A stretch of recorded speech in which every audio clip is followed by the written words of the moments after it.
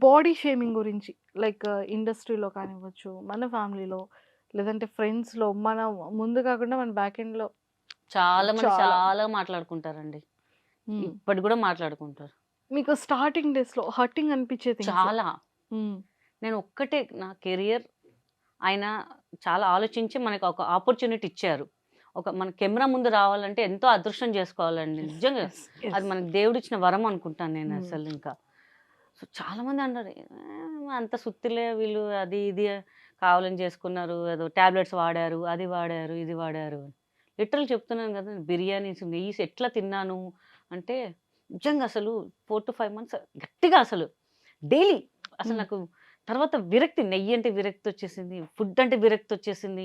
ఏంట్రా డ్రెసెస్ పట్టేవి కావు. నా సైజ్ దొరికేవి కావసలు. చాలా ప్రాబ్లమ్ అయ్యేది నాకసలు. ఏంట్రా ఇట్లా అయ్యేది ఏంటి మనకి పరిస్థితి అని జెప్పేసి. హ్మ్. తర్వాత తెలిసింది తగ్గిచ్చేటప్పుడు. అమ్మా!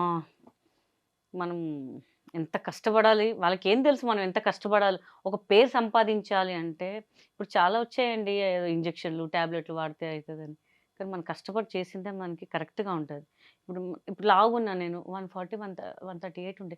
అక్కడి నుంచి ఐ కేమ్ అప్ 90, 91 ఇప్పుడు నాకు. ఓహ్! ఎంత కష్టపడి ఉంటానో నాకు తెలుసది. ఏం తినకుండా అసలు డైటింగ్ అని అసలు ఏడుపొచ్చేది. ఏంట్రా కానీ ఒక హ్యాపీనెస్. మనం ఒక గోల్ రీచ్ అయ్యాం చాలు.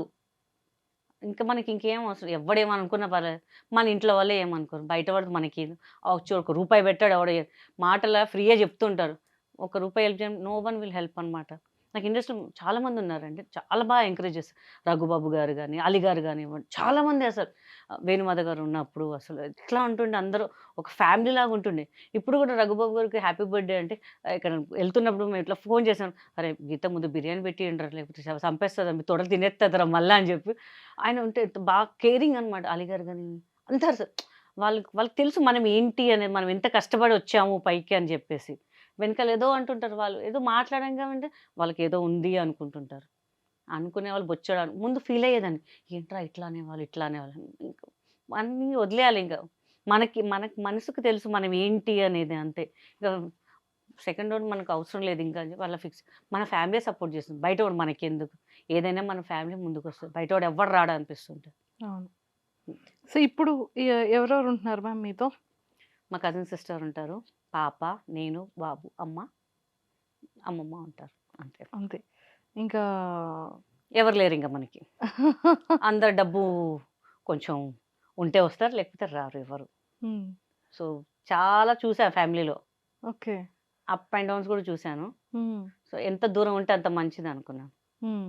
చాలా చేశా. అందరూ చాలా చేశారసలు. వాళ్ళ స్థాయికి మించి చేశాను. హ్మ్. బట్ నాకు తెలిసొచ్చింది. నాకు కష్టం ఉందన్నప్పుడు మాత్రం ఎవ్వరు రాలేదు. సొంత వాళ్ళు రాలేదు నా కోసం. హ్మ్.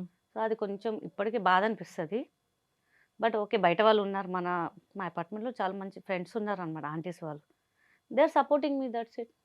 అంటే అందరూ మనకి సపోర్ట్ చేసేటప్పుడు మన ఫ్యామిలీ నా అనుకునే వాళ్ళ దగ్గర మాత్రమే మనకి హర్టింగ్ అనిపిస్తది. చాలా హర్టింగ్. ఎందుకంటే వాళ్ళు అర్థం చేసుకోవాలబ్బా మనకి. మనకేం కష్టమొచ్చి అంటే మనకొచ్చినప్పుడు పెట్టాం, రానప్పుడు వదిలేసారు అంటారు గదా! నాకందుకే పెట్టాలంటే కూడా కోపమొచ్చేస్తుంది. అంటే ఎవరి మీద నమ్మాలని కూడా అంటే ఐ లాస్ట్ మై సన్ అనమాట.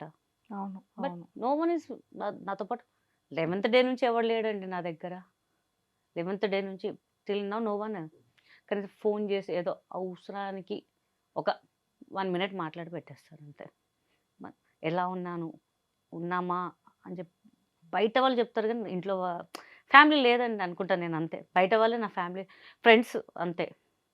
ఫ్రెండ్స్‌ని మనకు చిన్నప్పుడు చూసిన వాళ్ళనే మోసం చేస్తున్నారు అంటే అది చాలా తప్పు అది. మీరు నన్ను మోసం చేస్తున్నారని చెప్పి తెలుసుకోవట్లేదు వాళ్ళక్కడ. సో, ఎంత బాధున్నా లోపలే. చలో బయట మనం నవ్వుతూ ఉండాలి. But each and every second గుర్తొస్తుంటారనమాట డ్యాడీ గాని, మమ్మీ, అత్త వాళ్ళందరూ. బట్ ఒక స్ మనం స్ట్రాంగ్ జేసుకోవాలి. మనం బాధపడితే ఎవడొచ్చి ఏం జేయడు. మనమే లాస్ అయితాం. మన హెల్తే పోతుంది. ఉన్నన్ని రోజులు హ్యాపీగా నవ్వుతూ ఉందాం అందరితోని. ఏం పోయేదేం లేదు గదా! అని జెప్పి నేనే అలా సెట్ చేసుకుంటూ ఉంటా. డ్యాడీ డ్యాడీ లేరు. డ్యాడీ గూడా చనిపోయారు. ప్రతి అందరూ ఇక మొత్తం డాటర్‌కి మనమే ఇంకా నేను, హ్మ్. మా కజిన్ సిస్టర్ ఉన్నాము. మేమిద్దరమే చూసుకుంటాం మొత్తం ఇంకా అసలు. ఇంకెవరు లేరు మనకి. ఇంక అనుకోని బతుకుతాం అంతే. బయట వాళ్ళు మా ఫ్రెండ్స్ ఉన్నారు బయట వాళ్ళు. బయట వాళ్ళు మంచిగా పలకరిస్తారబ్బా నాకు. అది అయినా హ్యాపీ అని బట్టే. మా మా అంటే చాలా మందికి తెలీదు. అబ్బాయిని గూడా అడాప్ట్ చేసుకున్నారు. అవును. అన్నయ్య, బాబాయ్. అన్నయ్య వాళ్ళ లిటరల్లీ నేను ఒక 2 ఇయర్స్ మనిషి. ఇప్పుడు కూడా ఏదో అంటే అందుకే ఈ మధ్య అసలు ఇంటర్‌వ్యూస్ గాని దేనికి ఇవ్వట్లేదు. 25 అంటే 24 ఇయర్స్. 24 ఇయర్స్ చాలా ప్రాణంగా పెంచుకున్నారు. ప్రాణమా సేమ్ నాలాగానే ఉంటాడు వాడింకా అసలు. అవును. అవును. సో ఏదున్నా నా ఇండస్ట్రీ నాకు లక్ వచ్చిందే వాడి వల్ల ఇంకా. అనిపిస్తుంది వాడు లేనప్పటి నుంచి నాకు లక్ పోయిందేమో అనిపిస్తుంటది ఇంకా. అయ్యో! సో అది కొంచెం బాధ అనిపిస్తుంటది. బట్ ఎలా మ్యామ్ అది? అంటే అన్‌ఎక్స్‌పెక్టెడ్‌గా అంటే అన్‌ఎక్స్‌పెక్టెడ్ యాక్సిడెంట్. యాక్సిడెంట్. హ్మ్. అసలు అక్కడికెళ్ళేసరికి నేను వాళ్ళ ఫ్రెండ్ బాడీ చూసి నేను పడిపోయాను నేను లిటరల్లీ. వాడు చూడలేకపోయాను నేను వాడిని. వాడిని చూద్దామని లేచేసరికి వాడు పోస్ట్‌మార్టం చేస్తున్నారంట. అబ్బా! అది కూడా నేను చూడలేకపోయాను. వాడు బాడీ వెళ్ళిపోయాడు. తర్వాత మా కారు. Literally 2 hours gap. ఇంటికొచ్చాడు. అసలు వాడు చూడకముందే ఇంటి దగ్గర పడిపోయా నేను. లిటరల్లీ నేను చనిపోయాను అనుకున్నాను లిటరల్లీ. చాలామంది అనుకున్నారు నేను చనిపోయానేమో అనుకున్నారు. పడిపోయేసరికి ఇంకా. బట్ ఉండాలి, ఇంకా ఉండాలి అని చెప్పేసి ఏదో ఉంటున్నాను అంతే. But I miss him so much అనమాట. ఇంకా అసలు వాడే నా ప్రాణం. బట్ రీసెంట్ వాడి బర్త్‌డే కూడా మొన్న ఉండే 25థ్‌కి. ఏదో ఒకటి చేయాలి, చేయాలి, చేయాలి ఏం చేయలేకపోతున్నా అసలు వాడి బర్త్‌డేకి నేను అసలు ఇంకా. ఇప్పుడు నా బర్త్‌డే ఉంది అసలు. నా బర్త్‌డేకి వాళ్ళే సర్ప్రైజ్ చేస్తారు. చాలా సర్ప్రైజ్ చేస్తారు. వద్దురా, వద్దురా అంటే కూడా నైట్ కేక్స్ తెస్తారు. అది చేస్తారు. అటు పోదాం, ఇటు పోదాం, అసలు వాళ్ళు మేమంతా కలిసినప్పుడు ఒక ఇంకా మా దిష్టి తాకిందే వరకు అది తెలీదు గానీ, ఇట్లా ఉండాలి ఫ్యామిలీ ఇట్లా అయిపోయింది మొత్తం మాదింకా. అందుకే నేను షూట్స్ చేయట్లేదు. దేని మీద కాన్సంట్రేషన్ చేయలేకపోతున్నా. రీసెంట్‌గా కొంచెం ఒక 3 మంత్స్ నుంచి ఇంక ఇన్‌స్టా స్టార్ట్ చేసి అందరూ అడుగుతున్నారు. ఇంకా, ఇంకా ఎందుకు? కమ్‌బ్యాక్ అండి మిమ్మల్ని చూడాలనుకుంటున్నాం. మీరు ఇట్లా ఉంటే మేమే చూడలేకపోతున్నాం. ఎందుకు మా అపార్ట్మెంట్స్‌లో చాలామంది అంటున్నారు. ఏంటి ఎప్పుడు డల్‌గా ఉంటారు మీరు. మీరు బయటికి రావాలి. మీరు బయటికి రావాలి. మీరు సినిమాలు చేయాలి అని.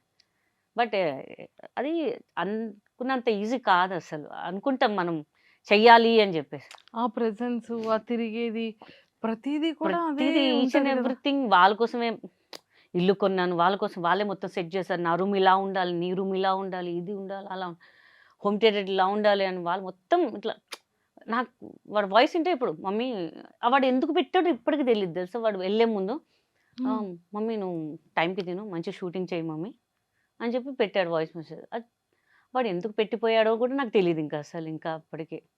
అప్పుడప్పుడు అది విని సరే వాడున్నాడులే, వాడున్నాడులే అని ఒక ధైర్యంతో బతుకుతానింక అంతే ఇంక. పాప అంటది "నేను లేనా? మేము లేమా? మేము లేమా? మమ్మల్ని చూసుకోవా?" ఎంత పెద్దగుంటే వాడు చూసుకునేవాడు గదా! మొత్తం అప్పుడు 24 ఇప్పుడు ఒక 27 ఇయర్స్ ఉండేది వాడికి. జాబ్ ఎక్కాడు. డిసెంబర్‌లో జాబ్ ఎక్కాడు. అబ్బా! ఎక్కాడు గదా! అని జెప్పి సురేఖ వాణి, హేమ అక్క వాళ్ళందరూ "అరేయ్! నీకు హ్యాపీయే నువ్వు ఇప్పుడు ఎంత కష్టపడ్డావు జూడు. ఇప్పుడు వాడు జూసుకుంటారు. ఇప్పుడు నువ్వు